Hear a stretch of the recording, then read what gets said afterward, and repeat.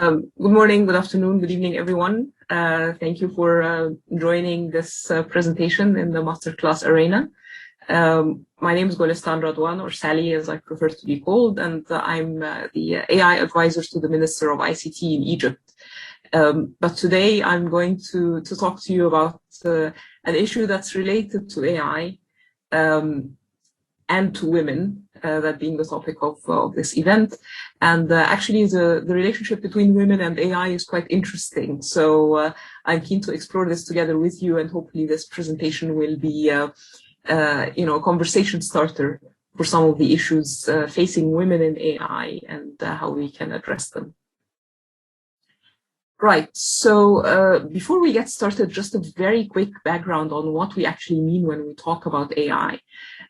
So what we term as an umbrella as artificial intelligence is actually the set of tasks that, if performed by a piece of software, performed by a machine, we can call it intelligent behavior, or it can resemble intelligent behavior.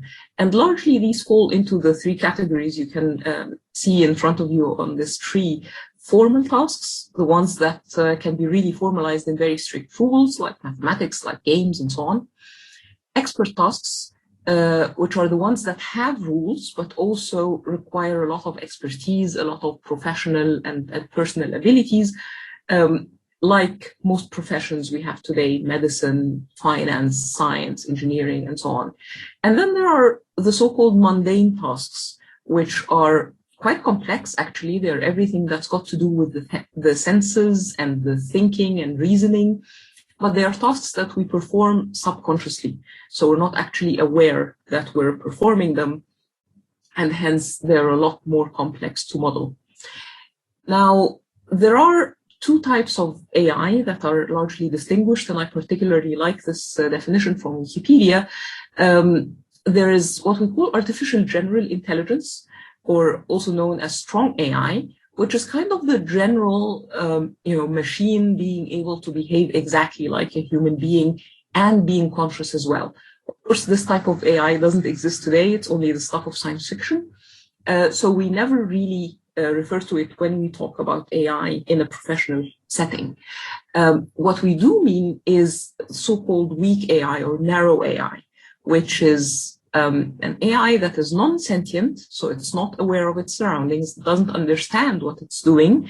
However, we've trained it to perform a specific task or a set of tasks very, very well, often exceeding human capabilities, so that to us it sometimes feels intelligent, but it's not really. Another important distinction is how AI becomes AI. So historically, it's been what we call rule-based or symbolic AI, and what we do mostly today is data-driven AI. And the difference between them, you can think of it as if you're trying to teach someone how to make a cup of tea. So you can go about this two ways. You can either give them a set of steps to follow. So take the kettle, fill it with water, boil the water, get a tea bag, and then pour the water into the cup, and so on. And then they'll end up with a cup of tea. But you can also not give them any rules up front, but show them videos of 1,000, 10,000 people each making a cup of tea. And they'll probably all make it slightly differently, and with slightly different ingredients and slightly different settings, and so on. And you can give that person, or that machine in this case, some clues as to what constitutes a good cup of tea, what parameters are important, like, for example, the temperature of the water, which parameters are not important, like, for example, the color of the cup. And then you give it feedback every time it generates a cup of tea. And eventually, if you repeat this enough times, you'll end up with a cup of tea that is probably much better than what the first person or the first machine generated. Why? Because it benefits from the experience of so many people and from so many parameters that we weren't even aware of. And this is what we call machine learning. And this is the basis for all of AI that we do today. Where can we use this? Well, in many, many, many different types of applications. This is just a very small subset, everything from economics to public safety to machine translation, government applications, product recommendations, healthcare, handwriting recognition, traffic management, almost every aspect of life can benefit from AI, especially data-driven AI. If you can find the data for it and if you can train a machine to do it, you can probably reap some benefits out of AI. All that is good and well. So why are we even talking about this? Well, it turns out that this machine learning has a dark side as well. It can be dangerous. And these are just a few examples of where machine learning can go horribly wrong. These are slightly old examples because I don't want to kind of generate any panic, but this is an early example from Google Translate when it tried to translate these two phrases, he is a nurse, she is a doctor, from English to Turkish. Now, Turkish doesn't have male and female pronouns. It's just one neutral pronoun. And so if you translate these two phrases into Turkish and then try translating them back to English, you used to end up, now they've fixed it, but you used to end up with a default that says, she is a nurse, he is a doctor. So the translator is automatically assuming that if it's a nurse, it must be female, and if it's a doctor, it must be a male, which is clearly biased because there are enough male nurses and enough female doctors in the world. And this is what we call bias in machine learning models. Another example is, again, an early example from Google Images. When you try to identify the objects on an image, it was trained to identify lots of objects really well. So it did fantastically well on cars and planes and buildings and things, and even the nature of some events. And even if you show it just a partial part of a wing, it will still recognize that it's an airplane. But show it a picture of some African American people, especially women, and it used to label them as gorillas. It didn't recognize them as people. Clearly a horrible example of both gender and racial bias. Third example is a tool that Amazon used to use for screening CVs, which, you know, Amazon is a company that probably gets thousands of CVs every day, and to save some time, they created this machine learning model that did the initial screening of CVs to help their HR department only focus on people that were promising. However, after some time, they realized that if shown two CVs for two people, a male and a female, with exactly identical qualifications, the tool invariably shows the male over the female. Again, horrible bias. So where does all this bias come from? Well, there are many things, but mainly it's bad data. I don't want to get too technical here, but this is an example of something called word embeddings that is used in pre-trained models for language. So this is what they used to use in the early days of Google Translate. And as you can see here, there was a clear mapping between, or a clear clustering of female dominant versus male dominant professions. And for females, which is the red dots here, you can find things like nurse, librarian, nanny, stylist, dancer. And then for males, you find kind of philosopher, legend, hero, architect, captain. And this is where the whole doctor versus nurse thing comes from, unfortunately. The example with images, why did it fail to recognize people of color? Well, because it turns out that in the early days of Google Images, it was trained on a set from Yahoo Images between the years of 2002 and 2004.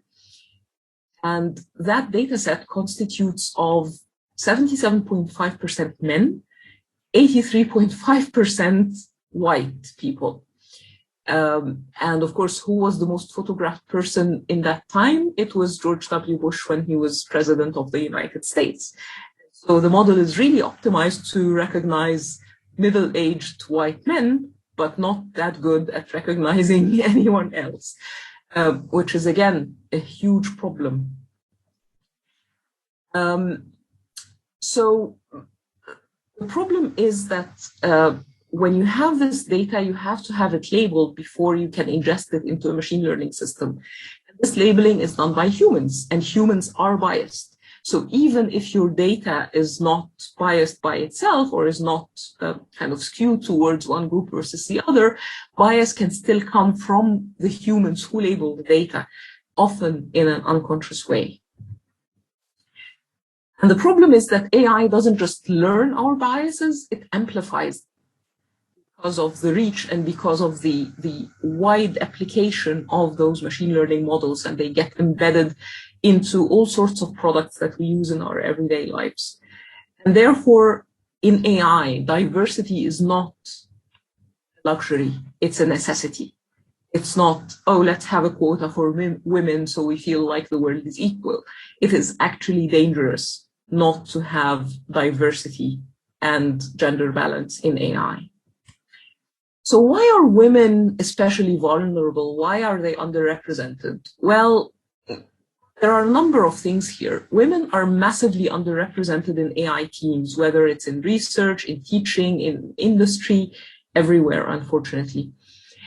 In addition to that, many AI places are actually hostile environments to women. There are a lot of documented cases of harassment going on. There's quite a lot of intimidation. It's quite a lot of what they call kind of dude cultures and fraternities and stuff like that. They're not places where women feel welcome and encouraged to work and innovate. The other thing is that AI advances very, very quickly, and that automatically disadvantages women who, much more than men, often tend to take career breaks, like, for example, to care for elderly parents or to take maternity leaves, for example. And this is a domain that once you're, a couple of years or even a few months out of it, then you automatically lag behind and then you have to play catch up. Also, participation in an AI-driven economy kind of expects you or has a lot of prerequisites that you need to fulfill. Like, for example, you need to be literate. You need to be digitally literate as well.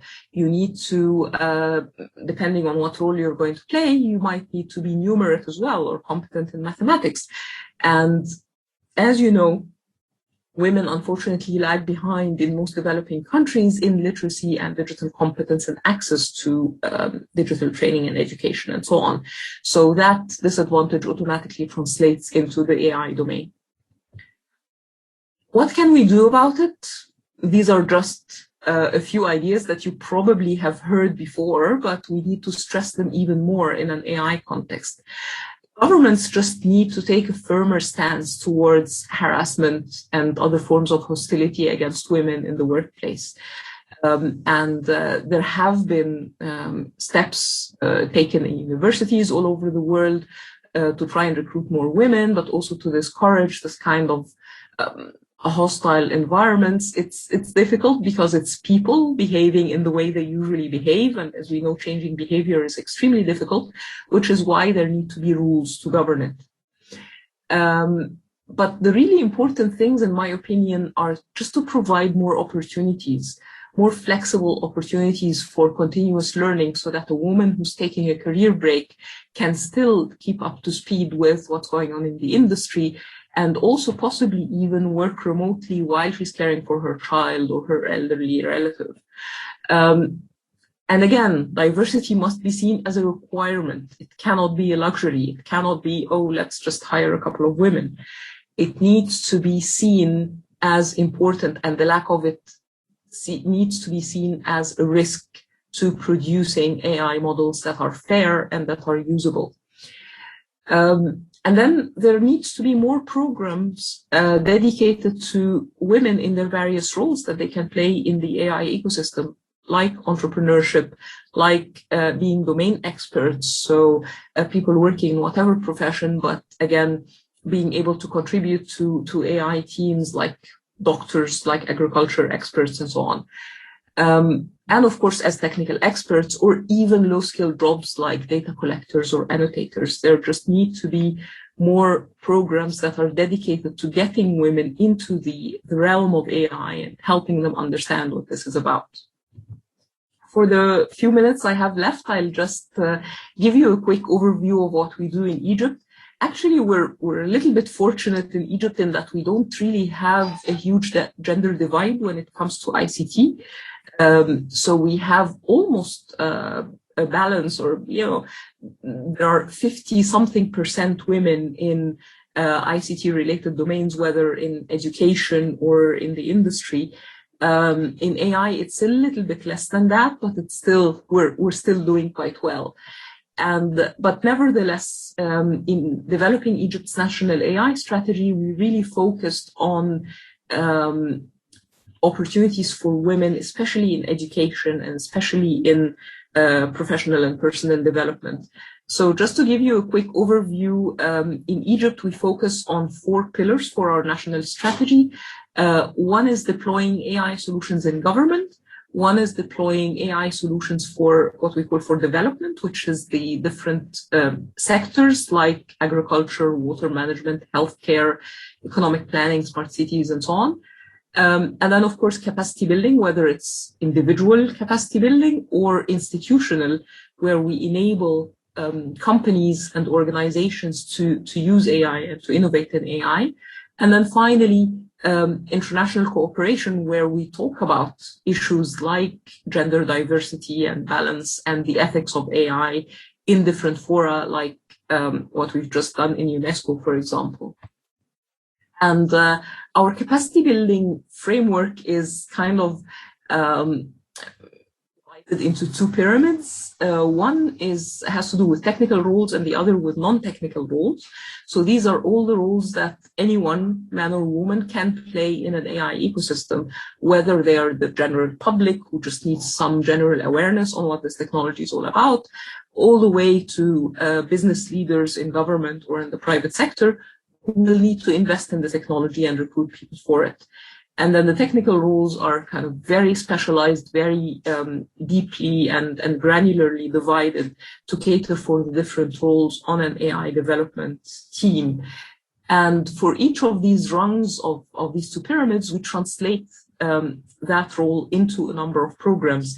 And I'm happy to say that we're getting quite a lot of interest from women.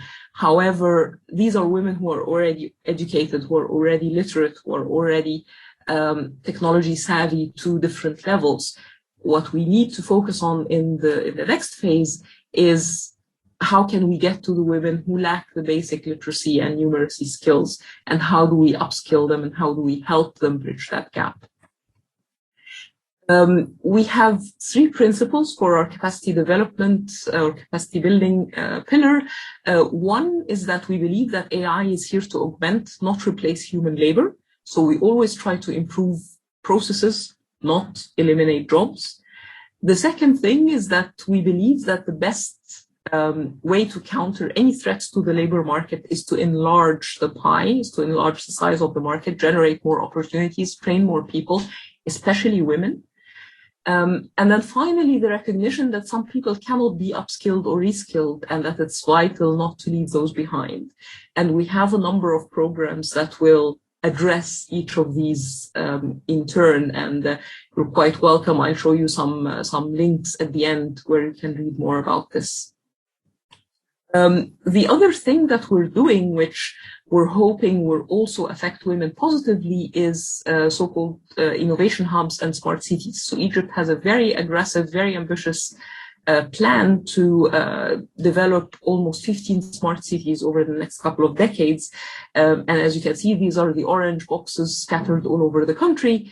And then the yellow boxes are so-called innovation hubs, which are also co-located in many of these smart cities, but they are also located on university campuses. And what they do is they basically cater for the local community, and they try to build a bridge between the local community and the research that's done at the university. And we're hoping that they will attract women because they are local, but they're also equipped with the latest and greatest in technology and in education. So women don't have to venture very far from where they live. Hours are flexible, so they can participate in these programs and in these projects.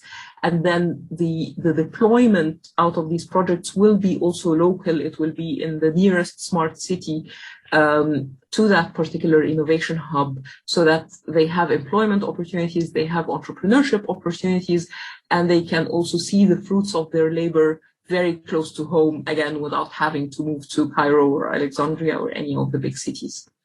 So I don't want to take any more of your time. This was just a quick snapshot of what we're doing to help women in AI. And this is finally our commitment to responsible AI. So we're quite active in many of the international organizations that talk about the ethics of AI, specifically gender equality and inclusiveness. So we've just finished drafting the first global recommendation on the ethics of AI at UNESCO, and it's due to be published or ratified by the General Conference this November. So this will include a set of guidelines for governments to be able to become more inclusive and to offer more opportunities to all minorities, including women. We're also working with the OECD on ways to implement their principles for responsible AI, especially when it comes to capacity building. And on the Arab and African levels, we're leading two working groups that are developing common stances on the position of Africans and Arabs in the global landscape of AI. And of course, women feature very, very heavily in that, especially the impact of the lack of diversity in data and in development teams as well. And then finally, we're working on our own version of these principles. It's called the Egyptian Charter on Responsible AI, and it's going to be published close to the end of this year. These are the links I promised you. This is the MCIT website with the AI section on it. We also have an AI portal in soft launch, but you'll find the entire Egyptian AI strategy on it. It's ai.gov.eg. And then finally, this is the blog post and video we did together with the OECD about how Egypt is implementing its capacity building strategy. Thank you very much for listening, and I wish you all the best with the remaining sessions. Thank you.